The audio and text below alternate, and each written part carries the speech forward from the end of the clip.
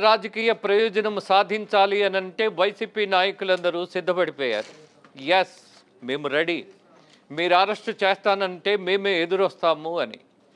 ఇటీవల మీడియా వాళ్ళు కూడా చాలామంది ఒక నాయకుడు బందరుకు సంబంధించినటువంటి నాని అన్నటువంటి మాజీ మంత్రి గురించి మాట్లాడారు, ఈయన పారిపోయారు అని. మరి అదే నిజమైతే ఇవాళ ఆయన వచ్చి ప్రెస్ మీట్ పెట్టాడు. తొందరపడుతున్నామా? మంది కానిది జనం మీద రుద్దేస్తున్నామా మనకు తెలిసినట్టుగా? ఇవన్నీ ప్రశ్నార్థకాలే. అలాగే సోషల్ మీడియాలో కొంతమంది పోస్టులు కూడా పెడుతున్నారు. జగన్మోహన్ రెడ్డి ఆయన కుటుంబంతో కలిసి గవర్నర్ని కలిశారు.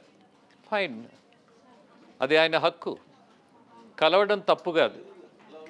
కానీ థంబ్నెయిల్స్లో పెడతారు చీకొట్టిన గవర్నర్ అని. How do you know about that?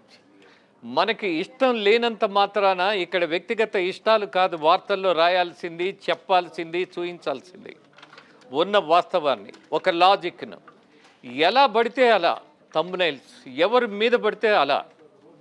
ఇది రాజకీయానికి తగినటువంటి వ్యవహారం. ఇది జర్నలిజానికి ఏ సంబంధం లేనటువంటి వ్యాపారం. ఈ వార్తలన్నిటినీ చూసి జనం ఎప్పుడు ఆవేశపడక్కర్లా, అపార్థం చేసుకోవాల్సిన అవసరం అసలక్కర్లా.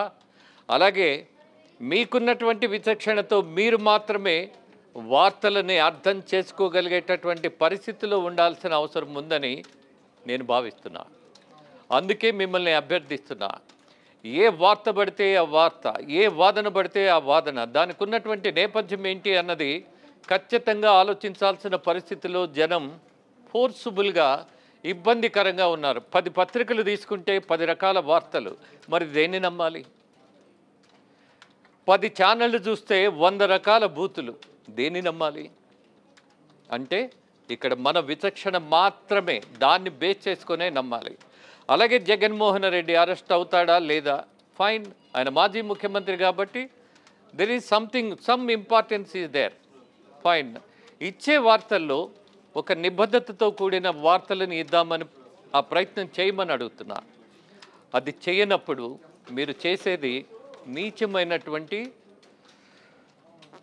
మనం అంటాం కదా రాజకీయ వ్యభిచారం అని, దీన్ని కూడా మీడియా వ్యభిచారం అనే అంటారు. మీ దగ్గర ఆధారాలు ఉంటే, మీకున్నటువంటి లాజిక్ నిజమని మీరు నమ్మితే యూ కెన్. బట్ మన థంబ్నెయిల్స్ పెట్టేప్పుడు ఒళ్ళు దగ్గర పెట్టుకొని పెట్టాలి. జనం విఘ్నులు, జనం గొర్రెలు కాదు. అందుకే అంటున్నా, ఇచ్చేటటువంటి వార్తలను అలాగే ఇద్దాం, నిఖార్సైనటువంటి వార్తలను ఇచ్చే ప్రయత్నం చేద్దాం. జర్నలిజం యొక్క పరువు తీయద్దు. జగన్మోహన్ రెడ్డి అరెస్ట్ అవుతాడా లేదా అన్న లాజిక్ ఏదున్నా చెప్పండి. అలాగే సాక్ష్యాధారాలు ఉంటే జగన్మోహన్ రెడ్డిని తీసుకొని వెళ్ళి జైల్లో పెట్టండి. ఆయన మళ్ళీ రాజకీయాల్లోకి రాకూడదు అని అంటే, అలాంటి నేరాల్లో ఉంటే ఖచ్చితంగా రాజకీయాల్లో రాకుండా అడ్డుపడండి. జనం హర్షిస్తారు, అదే కోరుకుంటున్నారు. ఎస్, జగన్మోహన్ రెడ్డి నిందితుడైతే ప్రూవ్ చేసి శిక్ష వేయమని ప్రజలు కోరుకుంటున్నారు.